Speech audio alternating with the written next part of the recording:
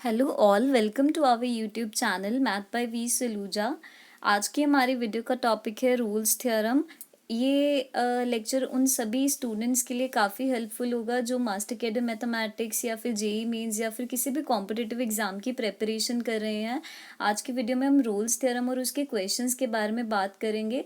Rules theorem को मैं अच्छे से समझाऊंगी कि इसको कैसे आपको क्वेश्चंस पर इम्प्लीमेंट करना है। एट द एंड मैं आपको कुछ क्वेश्चंस भी दूंगी जो आमतौर पर कॉम्पिटिटिव एग्जाम में पूछे ही गए हैं और आपको खुद सॉर्ट करने के लिए दूंगी। आप उसके आंसर्स हमें कमेंट सेक्शन में मेंशन कीजिएगा।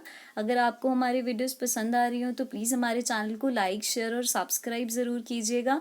बहुत मेहनत कर रहे हैं आप लोगों के लिए, तो एक सब्सक्रिप्शन बनता है, तो प्लीज़ पहले हमारे चैनल को सब्सक्राइब ज़रूर कीजिएगा और वीडियो को लाइक ज़रूर कीजिएगा, पॉजिटिव रिव्यूज़ प्रोवाइड कीजिएगा।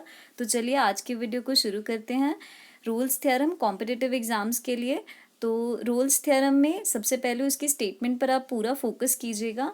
स्टेटमेंट है, let f be a real valued function defined on the closed interval a b. अब कोई भी रियल वैल्यूड फंक्शन लेंगे। रियल वैल्यूड फंक्शन लेने का मतलब है फंक्शन की जो कोडोमेन होगी वो सेट ऑफ रियल्स है। मतलब फंक्शन हमेशा जो आंसर देता है वो सेट ऑफ रियल नंबर्स में से है, मतलब एक रियल नंबर होगा जो लाई किसमें करता है, क्लोज्ड इंटरवल ए से लेकर बी में।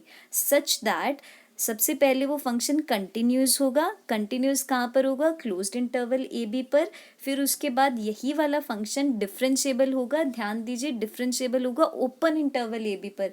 मतलब ए और बी पर हो ना हो हमें कोई फर्क नहीं पड़ता, बस ए और बी के बीच की वैल्यूज पर डिफरेंशिएबल होना चाहिए। लाइक अगर मैं इसको 0 से 1 क्लोज्ड इंटरवल पर चेक कर रही हूँ तो 0 से 1 क्लोज्ड इंटरवल पर कंटिन्यूस होना चाहिए। 0 से 1 की सिर्फ बीच की वैल्यूज पर डिफरेंशिएबल होना चाहिए। 0 और 1 से हमें कोई मतलब नहीं है। और last and the foremost point, and points पर फंक्शन का आंसर सेम होना चाहिए। मतलब जो आप फंक्शन में ए फिल करने पर आंसर निकालेंगे और जो बी फिल करने पर निकालेंगे दोनों सेम होने चाहिए। लाइक मैंने अभी बोला था ना, क्लोज ब्रेसेस 0 से 1 अगर आप अज्यूम करें तो फंक्शन का जो आंसर आपके पास 0 पर होगा वही आंसर अगर आपके पास 1 पर है। अगर कोई फंक्शन इन सभी कंडीशंस को सेटिस्फाई करता है तो हम बोलेंगे कि हमारे पास एक रियल नंबर ऐसा एग्जिस्ट करेगा जो ओपन इंटरवल ए और बी के बीच में लाई करता है, सच दैट उसका फर्स्ट ऑर्डर डेरिवेटिव हमारे पास उस पॉइंट पर पक्का 0 होगा। रिमाइंड करवाती हूँ आपको, क्यों क्विक रिवीजन करवा रही हूँ। सबसे पहले फंक्शन का आंसर जो है वो रियल वैल्यूज़ में होगा। आप क्लोज्ड इंटरवल पर चेक कर रहे हो, क्लोज्ड इंटरवल पर वो फंक्शन कंटिन्यूस होना चाहिए। डेरिवेबल मतलब डिफरेंशिएबल ओपन इंटरवल पर होना चाहिए, ओपन ब्रेसेस पर होना चाहिए। एंड पॉइंट्स पर आपके पास वैल्यूज़ फंक्शन में फिल करने पर सेम आनी चाहिए। तब आपके पास ओपन ब्रेसेस में कोई पॉइंट ऐसा एग्जिस्ट करेगा कि उसका first order derivative at that point पक्का 0 होगा। अब अगर इसको समझना है तो मैंने इसकी एक ज्योमेट्रिकल इंटरप्रिटेशन भी लिखी है जिससे आपको ये काफ़ी आसानी से समझ आएगा। लाइक मैंने 2 पॉइंट्स लिए ए और बी, जो मैंने एक्स एक्सिस पर लिए हुए हैं। ए के अकॉर्डिंग जो फंक्शन में आप फिल करोगे तो आंसर आएगा एफ ऑफ ए, और बी के अकॉर्डिंग आप फिल करोगे तो आपके पास आएगा एफ ऑफ बी। मतलब ग्राफ में मेरे पास 2 पॉइंट्स बन गए, एक ए और बी। ए और बी दोनों सेम हाइट पर इसलिए हैं क्योंकि एफ ऑफ ए और एफ ऑफ बी दोनों का आंसर सेम है रूल्स थ्योरम के अकॉर्डिंग। इसलिए मैंने एफ ऑफ ए और एफ ऑफ बी को ग्राफ ड्रॉ करते टाइम सेम पैनल पर रखा है। तो ए और बी के बीच में मेरे पास एक कंटिन्यूस कर्व लाई करेगा। तो जब रोल्स थ्योरम यहाँ पर एप्लीकेबल होगी, रोल्स थ्योरम क्या थी, फंक्शन कंटिन्यूस होना चाहिए क्लोज्ड इंटरवल पर, डेरिवेबल होना चाहिए ओपन इंटरवल पर। अगर f of a f of b के बराबर है तो आपके पास एक पॉइंट सी एग्जिस्ट करेगा जो ए से बीच के बीच में लाई कर रहा है, सच दैट कि उसका फर्स्ट ऑर्डर डेरिवेटिव उस पॉइंट पर पक्का क्या होगा, 0। अगर आप इस ग्राफ में नोटिस करेंगे जो ऑर्डिनेट्स हैं आपके पास एंड पॉइंट्स पर, ऑर्डिनेट्स मतलब एफ ऑफ ए और एफ ऑफ बी मतलब वाई वाले पॉइंट्स, ये आपके पास इक्वल हैं। तो मैंने लिखा है ordinates at end points are equal. उसके बाद ये कर्व ए से बी के बीच में कंटिन्यूस है, तो इसका मतलब मैं यहाँ पर एक यूनिक टेंजेंट ड्रॉ कर सकती हूँ बिटवीन ए एंड बी। देखिए आप ग्राफ में मैंने ए और बी के बीच में एक unique tangent at c point पर ड्रॉ किया है। अब अगर आप ध्यान देंगे, also the tangent drawn at the point c is parallel to x axis. अगर आप ग्राफ पर ध्यान देंगे तो ये टेंजेंट जो है वो एक्स एक्सिस पर एक्स एक्सिस के बिल्कुल पैरेलल है। तो क्या हुआ, ए और बी के बीच में कंटिन्यूस कर्व लाई कर रहा है। ए और बी के बीच में आप कोई भी पॉइंट ले लीजिए, हर पॉइंट पर एक यूनिक टेंजेंट लाई करेगा। वो टेंजेंट पैरेलल किसके होगा, एक्स एक्सिस की। ये इसकी ज्योमेट्रिकल इंटरप्रिटेशन है। अब अगर हम रोल्स थ्योरम को थोड़ा और ध्यान से देखें तो मैंने इसकी एक और रिप्रेजेंटेशन लिखी है। हमने बोला है कि सी पक्का एक पॉइंट होगा ए और बी के बीच में such that f dash c zero होगा।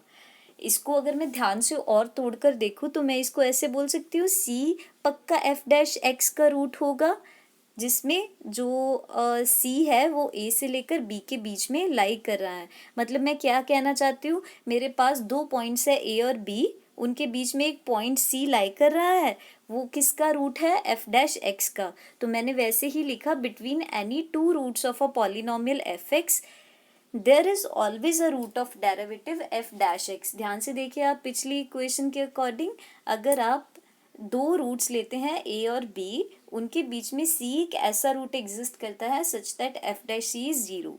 वैसे ही मैंने लिखा है, between any two roots of a polynomial there is always a root of a derivative. ये इंटरप्रिटेशन आपसे ज़रूर पूछी जाएगी, आप ध्यान रखिएगा इसको। अच्छा, जब भी आप रूल्स थ्योरम के क्वेश्चन सॉल्व करते हैं तो उसके लिए भी थोड़ी सी टिप्स हैं जो आपको क्वेश्चन सॉल्व करने में मदद करेंगी। और ये जो ऊपर आपको थ्योरी बताई है ये तो बहुत ही हेल्पफुल है किसी भी रूल थ्योरम के क्वेश्चन को सॉल्व करने के लिए। रूल्स थ्योरम में जब भी आप क्वेश्चन सॉल्व करेंगे आपको ज़्यादा सॉल्व नहीं करना होता कॉम्पिटिटिव एग्जाम में, क्योंकि एमसीक्यूज होते हैं, तो आपको थरली सोचना होता है कि आप कैसे इसको फटाफट कर सकते हैं। तो सबसे पहले आपको कुछ चीज़ें ध्यान रखनी होंगी रूल्स थ्योरम के क्वेश्चंस को सॉल्व करने के लिए, कि polynomial function, exponential function, sine, cosine, ये हर जगह कंटिन्यूस और डिफरेंशिएबल होते हैं, इसको आपको प्रूफ करने की ज़रूरत नहीं है।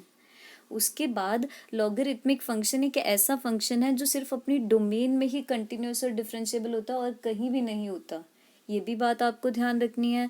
उसके बाद मॉडुलस वाला फंक्शन जो है ये हर जगह कंटिन्यूस होता है, बस एक x is equal to zero पर ये डिफरेंशिएबल नहीं होता। उसके बाद टेंजेंट एक्स आपके पास कंटिन्यूस कौन कौन से पॉइंट पर नहीं होता, अगर आपको ये फाइंड करना हो तो आप क्या करेंगे, इसको टेंजेंट एक्स को लिखिए sine x by cos x. अब देखिए कॉज एक्स किन किन वैल्यू पर एग्जिस्ट नहीं करेगा, डिनोमिनेटर में जीरो नहीं बनने देना ना। आप कॉज एक्स को जीरो के बराबर रख लीजिए और सोचिए अब कौन कौन सी वैल्यूज पर एक्स जीरो होगा। जिन वैल्यूज पर डिनोमिनेटर जीरो होगा वहाँ पर टेंजेंट एक्स एग्जिस्ट ही नहीं करेगा। अगर एग्जिस्ट ही नहीं कर रहा तो कंटिन्यूस होने का तो सवाल ही नहीं उठता। कॉज एक्स किन वैल्यूज पर जीरो के बराबर होता है, plus minus pi by two, plus minus three pi by two, plus minus five pi by two, in values पर होता है। अगर ये वैल्यूज को मैं टेंजेंट एक्स में फिल करूंगी तो ये इनफिनिट हो जाएगा, एग्जिस्ट ही नहीं करेगा। तो इसका मतलब टेंजेंट एक्स इन वैल्यूज पर कभी भी कंटिन्यूस नहीं होता।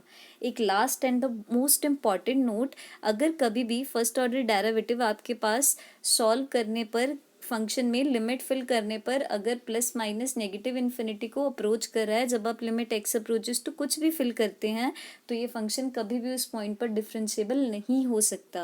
अगर आपको ये चीज़ समझनी है तो मैंने एक एग्जाम्पल भी दी है। आप एफ एक्स को ले लीजिए, टू एक्स माइनस वन का पावर वन बाई टू। अब अगर आप इसका फर्स्ट ऑर्डर डेरिवेटिव करेंगे तो ये होगा one upon two under root two x minus one into to.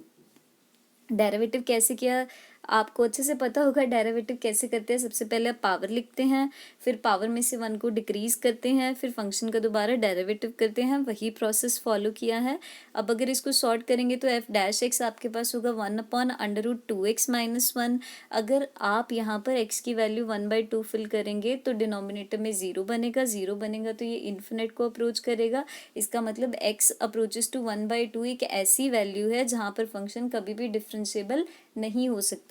इसका मतलब x की जो भी वैल्यू फिल करने पर आपके पास फंक्शन इन्फिनिट बनता है, फर्स्ट ऑर्डर डेरिवेटिव इन्फिनिट बनता है, वहाँ पर फंक्शन कभी भी डिफरेंशिएबल नहीं होता। तो चलिए हम रूल्स थ्योरम के कुछ क्वेश्चंस आपको देते हैं और देखते हैं कि आपको कितना रूल्स थ्योरम समझ आया है। तो सबसे पहला क्वेश्चन है, हम इस क्वेश्चन को सिर्फ वर्बली करेंगे, मैंने इसकी कोई भी एक्सप्लेनेशन नहीं लिखी है। मैं चाहती हूँ कि इन क्वेश्चंस को आप खुद सॉर्ट करें, आपको बहुत अच्छा लगेगा, आपको कॉन्फिडेंस बूस्ट होगा जब आपसे ये क्वेश्चन सॉर्ट होंगे। और इन क्वेश्चंस के आंसर हमें कमेंट सेक्शन में मेंशन कीजिएगा। अगर आपसे सॉर्ट नहीं हुए तो मैं आपको ज़रूर कमेंट सेक्शन में इनका सॉल्यूशन मेंशन कर दूंगी अगर किसी को भी ज़रूरत होगी।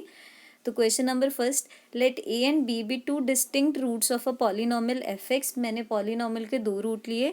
Then there exist at least one root lying between a and b of the polynomial. किस पॉलिनोमियल का एग्जिस्ट कर सकता है? F x, f dash x, f double dash x and none of these. अच्छा, ये तो हमने अभी पीछे किया था।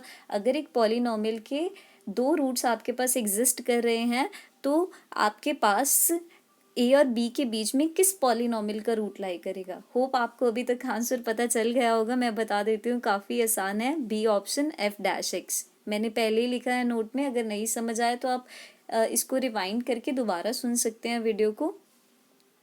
नेक्स्ट क्वेश्चन काफ़ी अच्छा है और मोस्टली कॉम्पिटिटिव एग्जाम में पूछा ही जाता है। इफ़ टू ए, मतलब इस काइंड के क्वेश्चन पूछे जाते हैं, एग्जैक्टली सेम क्वेश्चन नहीं, इस काइंड के questions. If 2a plus 3b plus 6c is equal to 0 then at least one root of the equation ax square plus bx plus c is equal to 0 lies in the interval. कौन सी options हैं आपके पास? चार options हैं। Interval 0 से 1, 1 से 2, 2 से 3 और नन ऑफ दीज। काफ़ी आसान क्वेश्चन है, ये आपके लिए है। ये एक चैलेंजिंग क्वेश्चन है। जो भी इसको सॉर्ट करेगा इसको कमेंट सेक्शन में ज़रूर मेंशन कीजिएगा। अगर नहीं सॉर्ट हुआ तो मुझे बताइएगा, मैं आपको इसका ज़रूर सॉल्यूशन पोस्ट कर दूंगी। काफ़ी आसान क्वेश्चन है, चैलेंजिंग क्वेश्चन है, एग्जाम में पूछा जाता है, तो प्लीज़ सॉर्ट ज़रूर करके देखिएगा, वरना इस लेक्चर का आपको कोई भी फ़ायदा नहीं होगा अगर आप कोशिश ही नहीं करेंगे। तो कोशिश करने पर ही कोई भी कॉम्पिटिटिव एग्ज़ाम को मतलब अच्छे मार्क्स से क्लियर किया जा सकता है।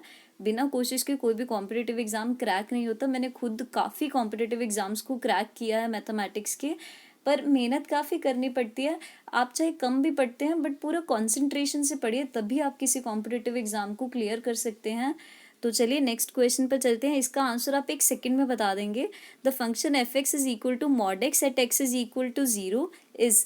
पहली ऑप्शन है कंटिन्यूस इनडिफरेंशिएबल, नेक्स्ट ऑप्शन है continuous but not differentiable, neither continuous not differentiable, और उससे नेक्स्ट ऑप्शन है नॉट कंटिन्यूस बट डिफरेंशिएबल। तो अब आप बताइए कि इसका आंसर क्या होगा। अच्छा, अगर आप पहली ऑप्शन ध्यान से देखेंगे, modulus of x at x is equal to 0 बोला है। मैंने आपको पहले बताया था मॉड एक्स हमेशा कंटिन्यूस होता है, हमें वहाँ पर चेक करने की ज़रूरत नहीं है जब हम एमसीक्यूज को टिक करना होता है। Mod x at x is equal to 0 मैंने आपको बताया था डिफरेंशिएबल नहीं होता।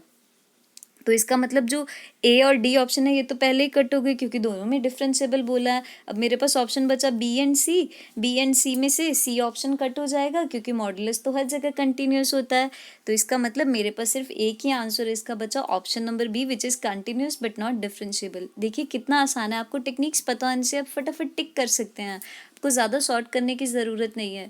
वीडियो में अच्छे से एक्सप्लेन करने के लिए थोड़ा लंबा हो जाता है क्वेश्चन, अदरवाइज इनको अटेम्प्ट करने में 1 सेकंड का वक्त लगता है क्योंकि हमें रफली इसको सॉर्ट करना होता है।